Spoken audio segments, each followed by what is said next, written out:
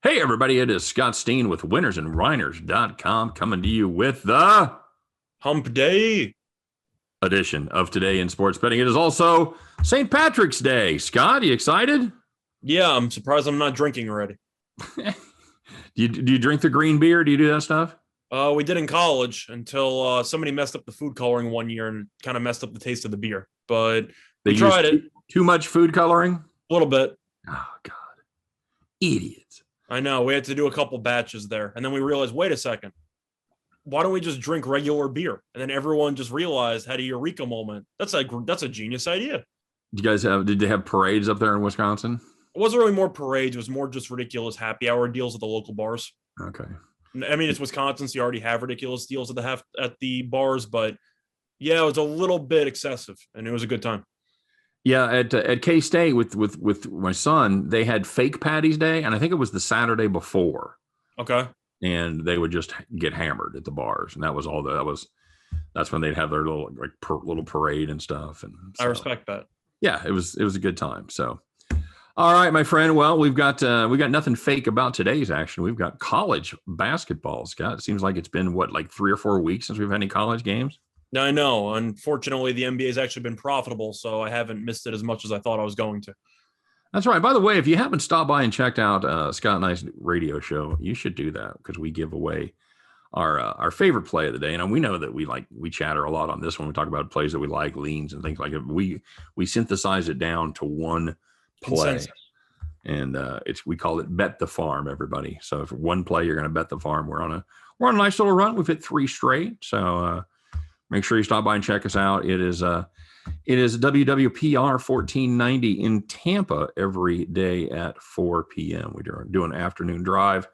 And, of course, don't forget to check out our contest that we're doing over there at Winners and Whiners between myself, Mr. Scott Reichel, and Dave the Dominator Hess, as we each put up our own hard-earned ducats and go at it head-to-head and give you a chance to play along with us as you can follow our plays and figure out which ones you like. We'll have our consensus plays, and for a nominal fee, you can have the whole 9 yards for the first 2 rounds. The good news is, if we don't make you money the first 2 rounds, the rest of the tournament is on us. So you cannot. It's a no-lose proposition. It really is. So make sure you stop by Winners and Whiners and check that out. All right, Scott, I think that's going to do it for the shameless plugs. Let's move on with basketball and our live, shall we? Taking a look in the NIT here. The first game is going to be the Toledo Rockets and the Richmond Spitters. Toledo minus 2.5 points. Now, Scott, I do have a premium play on this. I don't really want to talk too much about the sides. This is going to be a situation, and I know that I know a big angle for you right now, and when it comes to this NIT tournament, is motivation. So what do you got rocking here, buddy? Well, I know that I did like Richmond when I first saw the matchup, but Richmond has a bunch of injuries. Its best player might not play in Blake Francis. You also have its only center, basically, in Grant Golden, who is questionable with a finger injury. This team has been falling apart, but at the same point, Toledo really hasn't looked much better lately. If you look through Toledo's recent results, has split its last 4 games. Defensively, it's allowed at least 81 points in 3 of those 4 games, with the 81 coming against Central Michigan, who was without its best player. So the defense in the last 2 games gave up at least 87 points, which is why this team is not going dancing and why it's going to the NIT instead. I think this Toledo team kind of fell off, but at the end of the day, I was interested in Richmond early on, but this line has moved about 3.5 points or so. It's all injury related because Richmond might be without arguably 2 of its best players. The truth is, I wanted to go with Richmond before we went on air, but as I look at the injury report, it just gets worse and worse. So if I was going to play, I'd lean Toledo, but I'm actually going to lean to the under here. I just think it's a spot where, even though Toledo's defense isn't very good, Richmond, without its best guard and its best center, there's a chance that both of them aren't going to be there. Richmond's still a pretty good defensive team, but offensively, I think they'll be shot. So if I really had to lean anywhere, I'll lean under. But this game is really just a spot where if Toledo shows up at all, they should win the game. Yeah, I'm with you on the under there as well. I think that 154, that is a ton. And don't get me wrong, Toledo is certainly capable of giving up 80 to anybody. But Richmond, I just don't think they have the firepower to put those kind of numbers on the board. I think they're going to want to slow the Rockets down. I think that's the pace they're going to play at. So, I mean, this team is awful offensively lately. You look at the recent numbers, they only scored 73 against St. Joe's. St. Joe's has been one of the worst defensive teams all season long. This team can't guard anybody. And going through the actual line here for Richmond, they ended up scoring 90 against a non-D1 team back on February 14th. was it Our Lady of the Lakes? What? No, it was not. No, it was not. It was St. Mary's, Maryland. But either way, this team has not scored more than 79 points since. So this team really isn't exactly playing some high-scoring games. So I think even though Toledo's defense is a bit underwhelming, Richmond's offense with all these injuries has really been struggling. And I think that Richmond's defense could give Toledo a bit of problems. So for that reason, I'll lean to the under in this one. Okay, very good. We have another one there, and that is going to be, of course, sorry, buddy, it's even my play of the day. It's Western Kentucky and St. Mary. Sorry, a lot of basketball I've looked at today. It's the Western Kentucky Hilltoppers. And best mascot in sports. The Hilltop. What is their? It's the one that looks like, I can't even describe what the hell he looks like. It looks like that tubby. I can't. Kool-Aid Manish. Who? The Kool-Aid Man. Oh, the Kool-Aid Man. Okay. Kinda. Oh yeah. Not really? Does that help at all? Oh yeah. You know what I'm talking about? No, I just like saying "oh yeah" when you. No, say I know. I get that joke. I'm just saying it's a very, very interesting mascot who I can't really describe. Is he a hill? He's a hilltopper though. I guess I don't really even know. He looks like he should be a character on Sesame Street, but like Snuffle, I can't really say Snuffleupagus, but based on like the actual appearance without the actual facial features, I guess kind of like a Snuffleupagus. But look up the photo after and tell me if you understand what I'm talking about. Here comes Henry Hilltopper now. So. Yeah. You like them in this game against St. Mary's? No, I'll go with the Gales. A lot of people riding the Gales, buddy. A lot of people jumping on the Gales. Well, they say Western Kentucky didn't want to be here. They done lost the conference final 3 years in a row. Blah blah blah. That's what I believe in. Oh, that was you. I'm sorry. I knew it was somebody. I covered that on the radio show. I mean, overall, the way that I see Western Kentucky, as you just accurately imitated me, Western Kentucky did lose in the conference title game 3 times in a row. Was up 7 with about 3 minutes to go, ended up losing in overtime. Now it has to travel to play in a tournament that it probably doesn't want to be in against St. Mary's, who knew it was going to the NIT for the last week or so after it ended up losing to Gonzaga in the semis. No heartbreak, no nothing. And Western Kentucky, I really just think is going to have a complete no-show here. Now, in terms of the actual spread, I do like the under in this one. It is a low score or a low total. Because it is around 125. But if you actually just look at these two teams, points are not exactly an area that either of these teams excel in offensively. They just don't score much. St. Mary's, one of the slowest paced teams in the country. The only teams that really rival them are like North Texas, Virginia, that type of groups. They play really, really slowly, and they're not really great at shooting from the floor. They shoot about 42% from the floor, which is just awful. And Western Kentucky, very good at defense. Bassey's a great rim protector, but they also play really slow. If you watch them during the conference tournament, a lot of unders in their games. I just simply think that this will be a very, very ugly rock fight, and I think St. Mary's will get the better of it. So for that reason, I'll go with the under. And I'll go with St. Mary's. Yeah, I just don't know where the points are going to come from for the Gales, dude. I just don't. For starters, who do they have that can match up with Bassey? I mean, they've got Tass and they've got Fotu, but other than that, I mean, they've got the freshman. Mm-hmm. He's starting to get some minutes. I mean, I guess they can. I think they're just going to throw bodies at him. I think that's what you kind of have to do. Try to double force other guys to beat you. But Western Kentucky, each of the last 4 have gone under. St. Mary's, each of the last 5 have gone under. I expect a rock fight of all rock fights. So I expect this game to probably finish in the 110s. Okay. So I'll lean St. Mary's just based on motivation. But it's possible Western Kentucky shows up and just says, we want to prove to people that, we're better than that and whatever. I just don't see it. They lost in such a heartbreaking fashion. I just can't imagine that they would actually be excited to play St. Mary's. Okay. And I do have my play of the day is on this game. So If you want to get my opinion on the total as well, check out my POD. I'm going to fade you here. I'm going to take Western Kentucky. God, I just think they're a better team. You do that. See what happens. Okay. All right. I will. Yeah. All right, buddy. So let's move on to the NBA, shall we? Couple of games there on the telly tonight. Of course, we'll take a look at those first. You got your Milwaukee Bucks going up against the Philadelphia 76ers. We got a number on that. Let's see here. I see Milwaukee 5.5, and the total's at around 236. Milwaukee 5.5, you say, huh?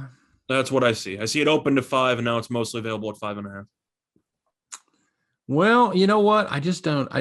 This Philly team, they just don't seem to have the offensive juice without Embiid. They certainly didn't last night against the Knicks, although again the Knicks playing good defense, just that kind of annoying team that they just stick around. They may not win, but they beat your tickets all night long, and they did it again tonight with Philly. Philly on a back-to-back, of course. I gotta play the Bucks here, bud. I agree. The way that I look at it is that it's a pretty bad spot for Philly. Plus, with no Embiid, who's going to be trying to check Giannis?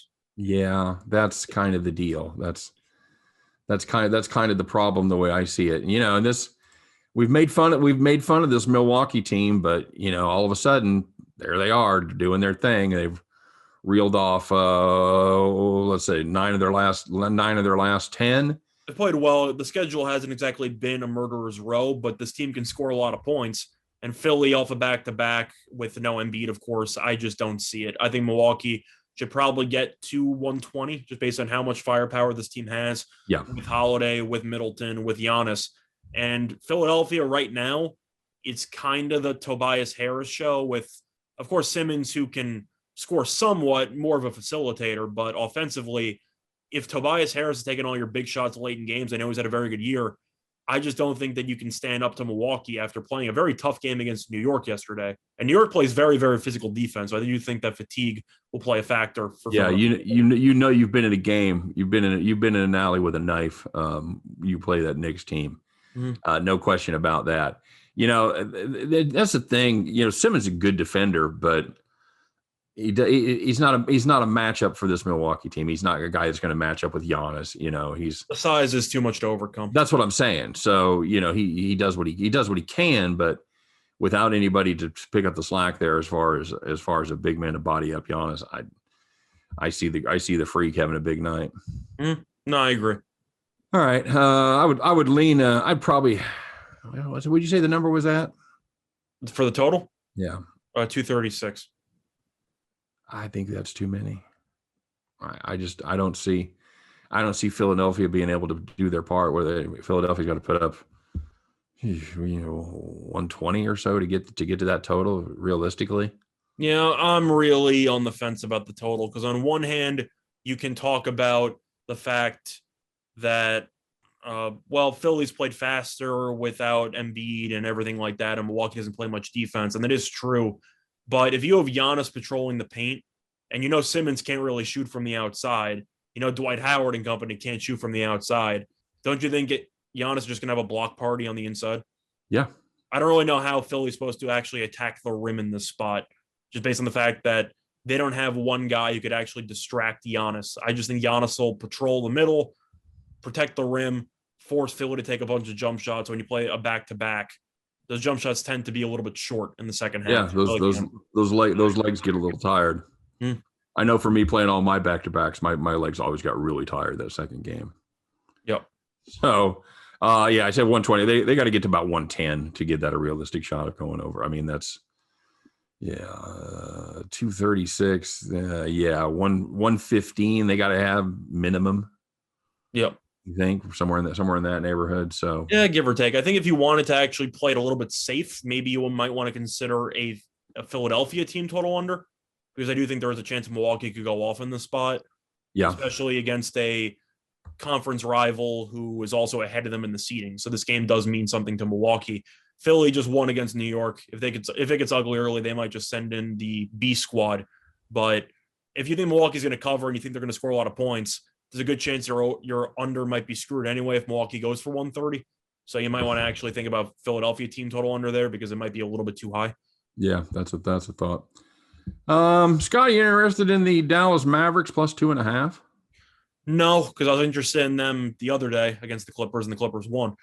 Clippers undefeated on back-to-backs. The team, for some reason, is very good at forgetting about them losing the previous game. But looking at the Clippers in this one, I just think that they're a better team. Dallas really had no answers. It was really a terrible performance by Dallas because it was a very, very good spot to face off against the Clippers. They ended up losing New Orleans back-to-back. Kawhi and Paul George aren't exactly used to playing many back-to-backs because they usually sit out one of them. But Clippers kind of controlled the game from the get-go. And Dallas really didn't show much fight at all throughout the entire game. I know that Dallas gave the Clippers a run for their money last year. I know that people can argue that Dallas can hang with this team. Truth is, after they just played each other, I know that back-to-backs in the NBA are a little bit weird at times. So that's why I'm probably going to be scared off of playing this. If I'm playing, I'm laying with the Clippers. I just think that this team matches up pretty well with Dallas. Yep, agreed. That was a Dallas team, the Clippers, rather, that they played the traditional back-to-back where they played 2 days in a row, and they ended up taking care of business easily against Dallas, held them under 100. So then they get the new back-to-back of the season where they play the same team twice in a row, and they get Dallas again a day later. So, yeah, I don't know. I don't see that. I like this Dallas team. We talk about it a lot, but the Clippers, all they do is win, man. They just you look at them, you don't love them. I mean, they've been a little cold lately, but I think this is a team that has a little more to offer right now than the Dallas Mavericks. It feels like Dallas is a player short. Just based on the fact that Porzingis hasn't been as good as they wanted. Even with Porzingis, I feel like they need a massive upgrade over the likes of Hardaway Jr. has been good, but Finney Smith. You need some type of wing there that can actually give you something. They need another guard, dude. There's no question about it. I'll play that. I don't love that one. I'm not a huge fan of this game. I'm going to be honest with you. I'm passing, but if I had to play, I'd lay with the Clippers. Okay. What else grabs your attention there on the NBA card?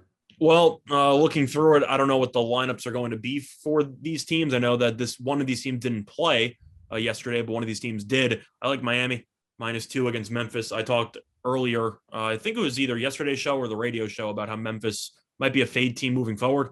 This team has really struggled since the break. I don't think it's the same fade quality as some of the real bottom feeders in the league, but Miami has been surging. Won yesterday in dominant fashion against Cleveland. I know it has to travel on the road in a back-to-back against a team that had a day off.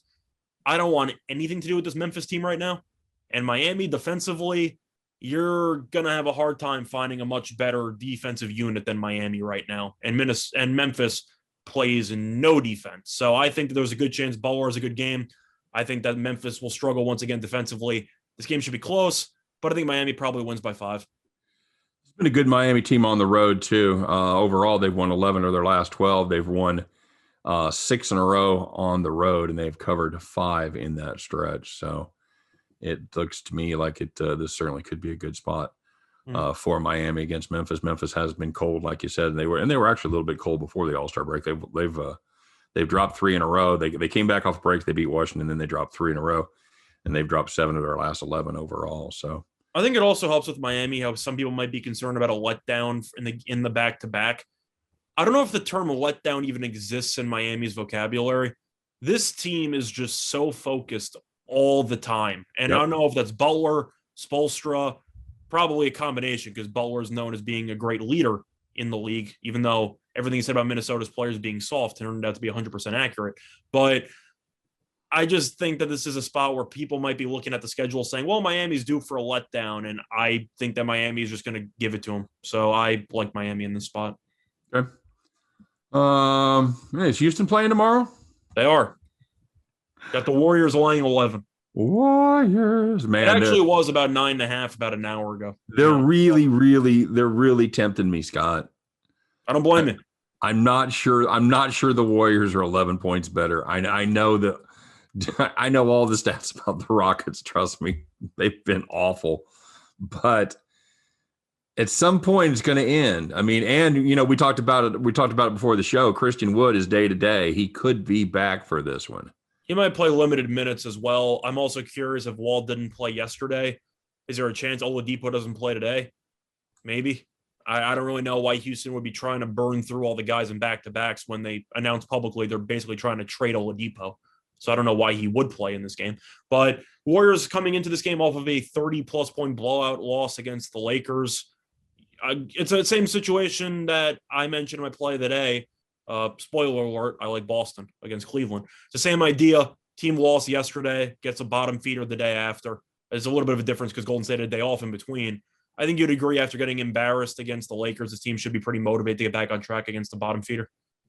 So I got to go with Golden State. But once again, I'm not going to officially pull the trigger until I see the injury report, because if you have Wall back in the lineup and Wood and some other people, this line might drop a few points. There is a good chance that it could go the other way. And in addition to having no Wall and no Wood, you might get no Oladipo also. And this line balloons up to about 14. Truth is, even with Oladipo out 3 points more, I would just lay the 14 at that point. Because if those three guys don't play, Houston's probably going to lose by 20 plus. That team is awful. Okay. You agree with that? You want me to disagree with the fact Houston's awful? No. I kind of just meant with the idea of waiting for the injury report. If you get bit by it, I think that even with the 3 points that Oladipo might hypothetically be worth, even though I don't even know if he's worth that much, I still take Golden State. I would just accept the 3 point of a 3 point lacking of value in exchange for injury information. My opinion. Because if you jump the gun and everyone comes back and it ends up going to like 8, then I feel like you could have potentially prevented it. You can still reevaluate in the morning, so you don't have to make a decision now. You know? Yeah, you're right. Yeah, I think there's going to be a snap coming here, and this could be the spot. Although playing back to back, this not likely to be tonight. Having said that, that's a ton of points with Golden State, but I think you still got to play Golden State. I don't know about waiting for the injury report if you want to take this where it is at 11. Because if it goes to 14, you start talking about 14, 15 in the NBA. That's just a ton to cover. Mm-hmm. So, all right. I'm looking here. I'm trying to see if there's anything else that. I already spoiled my play of the day, so I have thoughts on the Celtics Cavaliers game. You can check out that video if you want a more detailed analysis on that one. Yeah. Spoiler alert. Cavaliers suck. Yeah, that's not. I don't even know if that's a spoiler at this point, but. I don't mind the Nuggies there, 6.5 over Charlotte. I wanted your question on a player prop. I know we don't do this often, but I'm kind of curious. You have a pretty emotional game for a player in particular in Caris LeVert, who is going to be playing against Brooklyn for the first time in his career now that he's on the Pacers. I see that FanDuel has his player prop total for points at 17.5 at around minus 116. Nets aren't exactly a great defensive team. Do you think Indiana might go out of its way to feed LeVert a little bit against his former team? Yeah, I do. I think that's a solid play. I'm just throwing it out there because what's he had since he's been back? He's had mixed results, but he's only played in about 2 games. So right. I know he just came back Saturday, right? Yeah, I believe he's played in 2 games. I know against Phoenix he went about 5 for 14, didn't do too well. However, against the Nuggets he did have 17 points in 29 minutes. Pretty efficient, 6 for 11. So the question is about minutes. Played 27 minutes against Phoenix, played 29 against Denver. His minutes keep going up. You should break 30 plus in this game. If you buy into the motivation angle, I think LeVert should take this game somewhat personally. I know that the Nets might have saved his life by making the trade because they wouldn't have found the cancer. But at the end of the day, he still got shipped from a team that he looked like he was going to be a potential, I don't want to say star player, but a rising star on. Yeah. And the Nets shipped him off. So I think he should be somewhat motivated for this matchup. I agree. I like that. I like that prop. I think you're getting a good price on it. Mm-hmm. You're not laying a ton of wood. Yeah, I'm cool. I don't see much under money coming in on that one. I wouldn't think so. Mm-hmm. All right. Well, there you go, kids. A little something for everybody here today, Scott. A little college ball, a little NBA, a little player prop. We didn't talk baseball, so I think I'm going to go back down in my hole for another 3 weeks after my stab at the Royals yesterday. How'd that go? I did not go well. They lose 13-0. So probably the most runs they've given up in like 4 years in spring training. I don't know. My only question is, in spring training, would you have lost if they added a mercy rule? Yeah, I'm sure you would have. Well, here's the deal, bud. I got it at minus 130. Closing line was minus 160. Mm-hmm. So, it's not just a donkey stick my finger in the air and throw a dart at the board play. It was a solid play with value. And you know what? I'd make it again. Sorry. Mm-hmm. Well, you were telling me, Kansas City's been great in all of spring training. So they've just been raking too. They've just done everything right. Of course, tonight, no runs. So, oh well. All right, very nice. Of course, if you want to check out these games or any other games, you need more information. There is just one place to go. Of course, that's winnersandwhiners.com, the number one site in the world for predictive sports analysis. Each and every day, people from over 150 countries are over there looking for their information. So it is it's quite a deal. It's full write-ups and predictions on every single game, every single day in North America. So make sure you stop and check that out. winnersandwhiners.com. And for myself, for Scott Reichel, for all of us over here at winnersandwhiners.com, appreciate you guys watching today. Have a great day. Have a great St. Patrick's Day. Stay safe, everybody. Stay sane. And we hope every one of those tickets in your pocket turns into green beer back at the window. You guys have a good one. And we'll see you tomorrow on Today in Sports Betting. Take care, everybody.